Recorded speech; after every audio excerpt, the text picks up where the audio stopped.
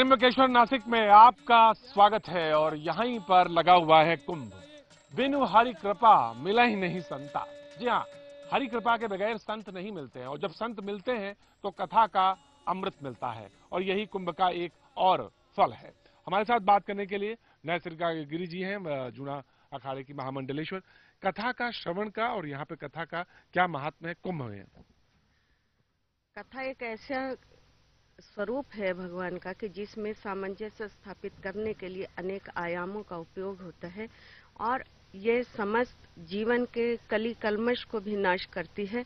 कथा केवल एक ऐसा ही नहीं कि वह कहानी सुन ली जाए, उसके अंदर प्रभु ने एक ऐसा अपना स्वरूप स्थापित किया कि जिसके अंदर व्यक्ति यदि उसके साथ अपना तारतम्य जोड़कर रखता है तब वह अनेक अपने कली कल्मश के साथ साथ अपने जीवन के तीनों तापों का अंत करते हुए और वह अपने को इसी प्रकार से स्थापित कर सकता है कि जहां पर वह स्नान स्वरूप व्यक्ति जिस प्रकार से अपने को बहुत अधिक स्वच्छ निमज्जित होता हुआ देखता है, इसी प्रकार से कथा श्रवण के साथ साथ वह अपने अंतस के अनेक क्लेशों का नाश करते हुए वह अपने स्वरूप में स्थापित होता है और वह स्वतः का अवलोकन कर उस प्रभु को जानने के लिए, पहचानने के लिए स्वतः को अपनी उस भूमिका में तैयार करता है जहां पर कहा जा सकता है कि कली कल्मश नाशनी यह कथा जीवन में प्रत्येक व्यक्ति के लिए उतनी ही सुखदायक है जितना कि हम कुंभ स्नान के लिए अपने स्नान को मानते हैं। जी, तो ये आइए, तो यहाँ पर तमाम लगे हैं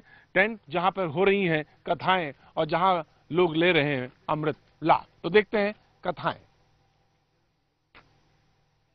ये आचार्य ऋषि जी महाराज का कैंप है और यहाँ पर इस वक्त दोपहर के लगभग 3-3:15 बजे हुए हैं।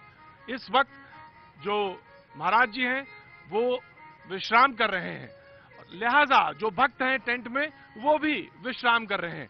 लेकिन शाम की कथा की तैयारी चल रही है, आसपास में भी यही माहौल है। लेकिन जो तमाम लोग यहाँ पर मौजूद हैं, खास तौर से महाराज जी के साथ जो संगत करते हैं वो तैयारी में है। तो महाराज जी, क्या ये कुछ जब व्यास जी सो जाते हैं तो तब भी ये बाजा बोलता है? बोलता है, कभी बोलता है। महाराज जी बोलता है क्या? हाँ, बोलता है। तो तबला का आज बोलेगा? बोलेगा बोलेगा बोलेगा। तो महाराज जी आज इसमें भी कुछ बोले, वो भी कुछ बोले, तो मजा है।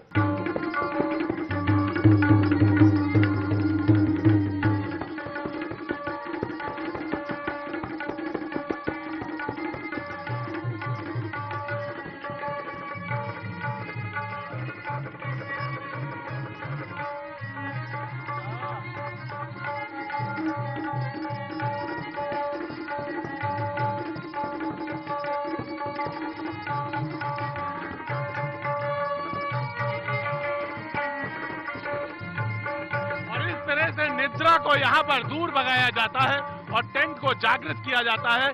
शाम की तैयारियां होने लगी है और कुछ देर बाद कथा व्यास यहाँ पर विराजेंगे और तब फिर शाम की कथा शुरू होगी। लेकिन उससे पहले की ये तैयारियां टेंट में, अगर आप यहाँ पर आएंगे नासिक में तो हर जगह इसी तरह की तैयारियां दोपहर में होती हैं।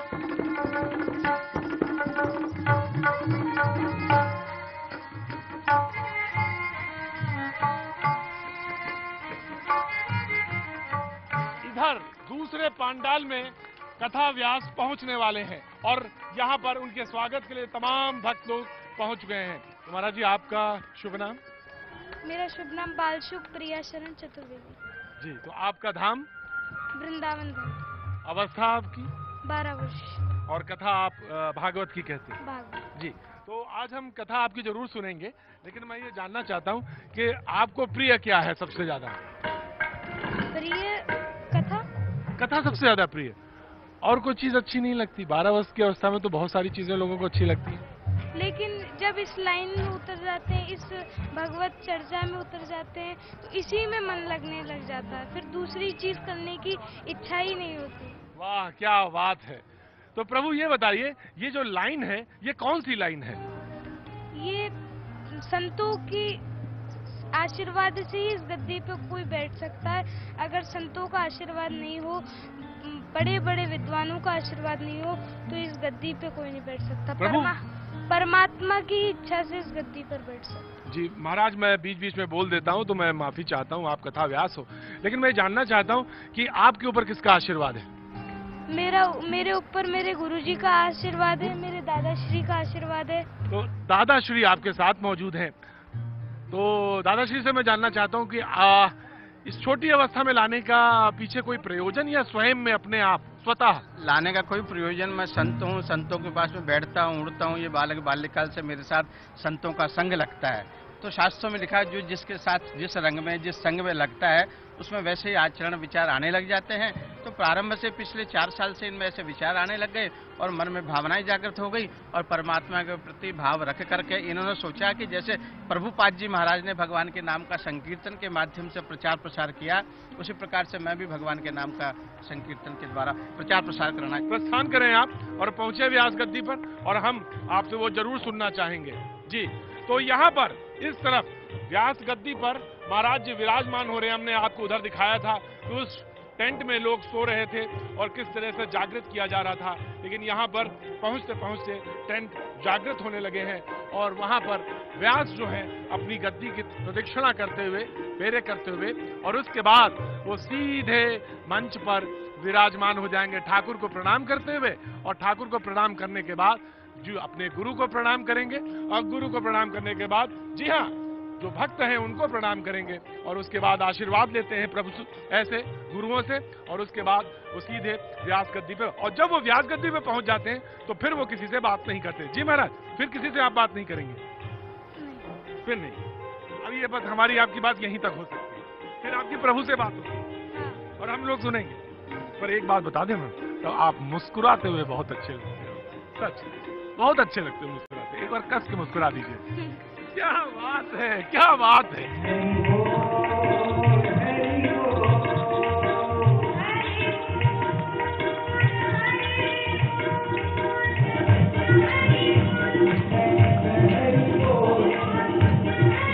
और यहाँ पर कथा व्यास ने कथा को जमा दिया है और भक्त जो है भाव विभोर है।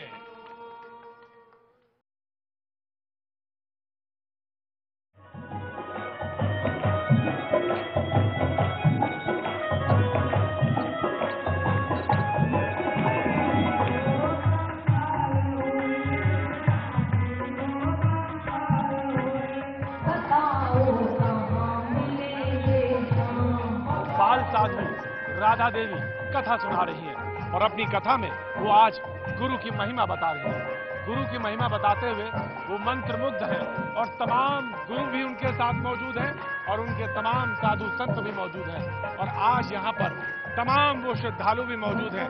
और इसी तरह तमाम यहाँ पे वैष्णव अखाड़ों में रोज इसी तरह राम कथाएं, कृष्ण महात्मा चलता रहता है और भक्त लोग जुड़ते रहते हैं।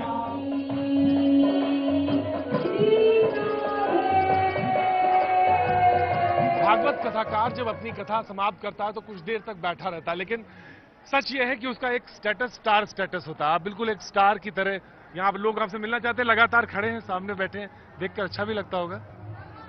प्रभु की जब कृपा होती है तो संसार तो क्या, वो परमात्मा भी दौड़ा चला आता है।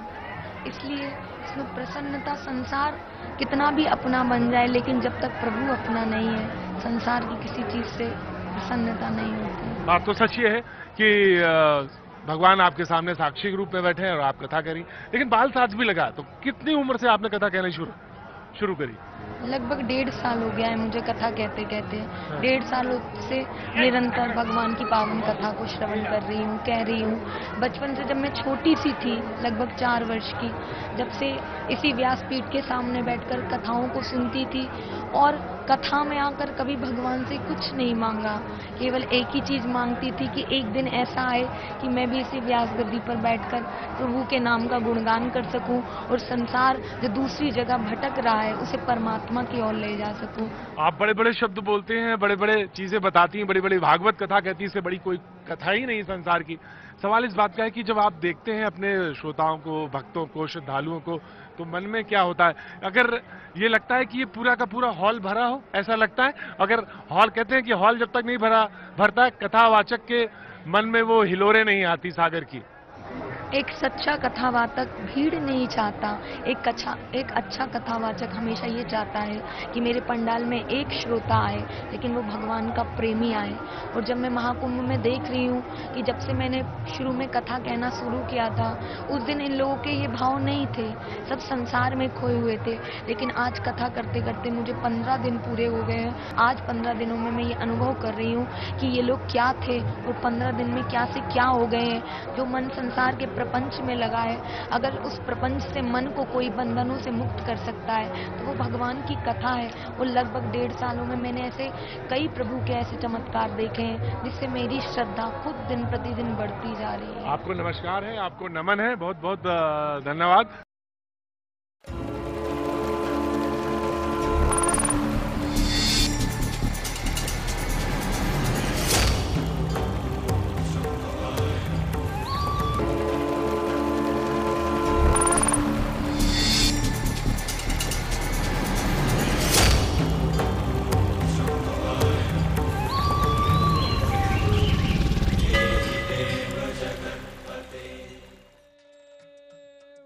त्र्यंबकेश्वर नासिक में आपका एक बार फिर स्वागत है।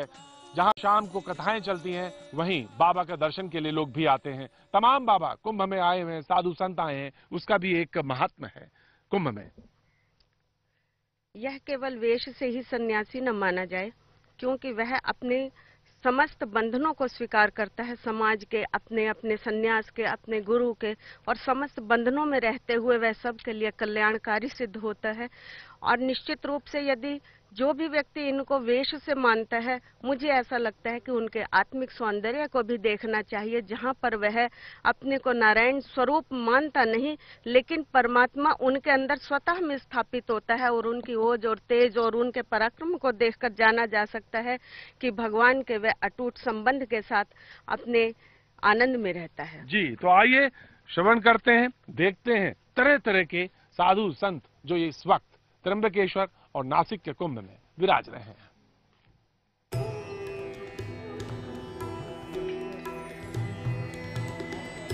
इस तरह यहाँ पर कुंभ क्षेत्र नासिक में हनुमान जी भी मिल जाते हैं। हनुमान जी घूम रहे हैं नासिक में, जगह जगह टेंटू में जाते हैं। प्रभु जी कुछ बोल सकते हैं? बोलेंगे नहीं, अलबत्ता टेंट में जब जाएंगे तो हम उनसे बात भी करेंगे।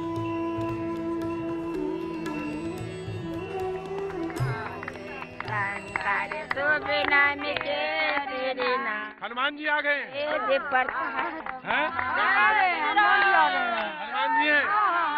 हनुमान जी हैं?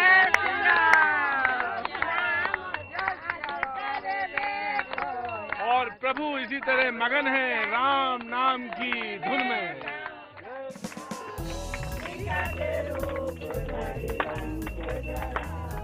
मैं इस वक्त स्वामी अर्घड़ानंद जी के टेंट में मौजूद हूँ।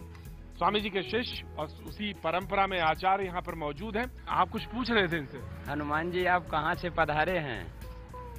आकाश से। अच्छा, भोजन प्रसादी लेते हैं? कुछ नहीं लेते। हनुमान जी तो लंका में गए थे तो वहाँ फल फूल खाए थे एक टाइम, तो फल का आहार लेते हैं और मौन भी रहते हैं। अच्छा, तो यहाँ आपका मेले में ये वस्त्र पहन करके चलने का उद्देश्य क्या है? खाली आशीर्वाद लेना?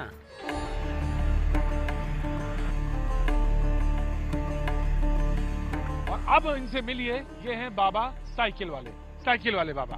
तो आपको लोग साइकिल वाले बाबा कहते हैं? मैं उधमपुर से चल के और अपना इधर उज्जैन, महेश्वर और ये ओमकारेश्वर से इधर नासिक पहुंचा हूँ। अब आगे का प्लान है बम्बई होते गुजरात और फिर गोरखपुर जाऊंगा। तो सब लोग साइकिल वाले बाबा कहने लगे आपको? अब कहेंगे जो मर्जी, हम तो साइकिल से ही चल रहे हैं महाराज। तो साइकिल से इतना मोह प्रेम कैसे? बस ऐसे ही, अब शरीर से और न कुछ संसार से रह नहीं गया तो साइकिल से प्रेम है? साइकिल से, और सब देखने का कहाँ कैसा क्या है। हम भी कुछ चाहते हैं ना भगवान की दया से कुछ सेवा गरीबों के लिए या जिसे भी संसार के लिए कर सके। संसार छूट गया आपसे? बिल्कुल। तो ये है साइकिल बाबा, और इन्होंने घर परिवार सब छोड़ दिया और अब ये सिर्फ साइकिल पर रहते हैं और यहाँ पर नासिक कुंभ में साइकिल वाले बाबा के नाम से जाने जाते हैं।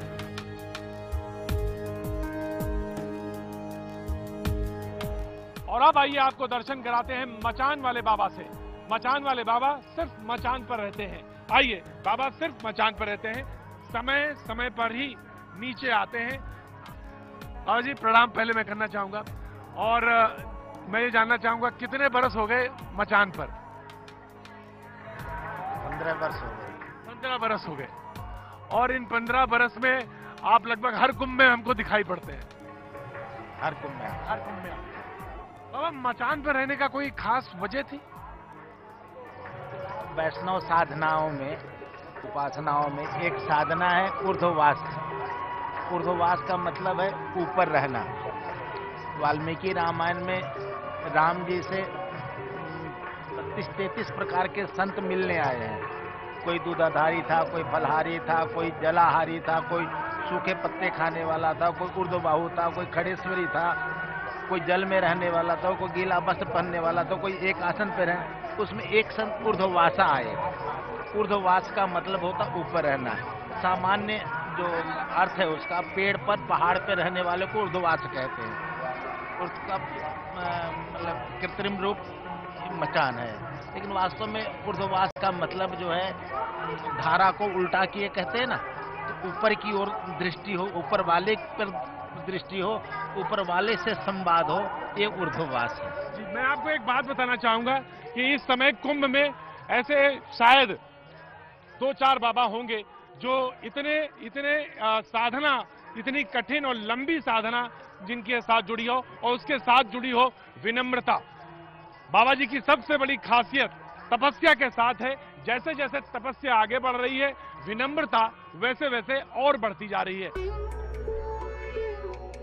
नासिक में बहुत सारे बाबा आए हुए हैं, ऊर्ध्वबाहु बाबा, खड़े बाबा। जी हाँ, आज हम आपको कंप्यूटर बाबा से मिलाएंगे। कंप्यूटर बाबा कंप्यूटर पर रहते हैं, आइए देखते हैं।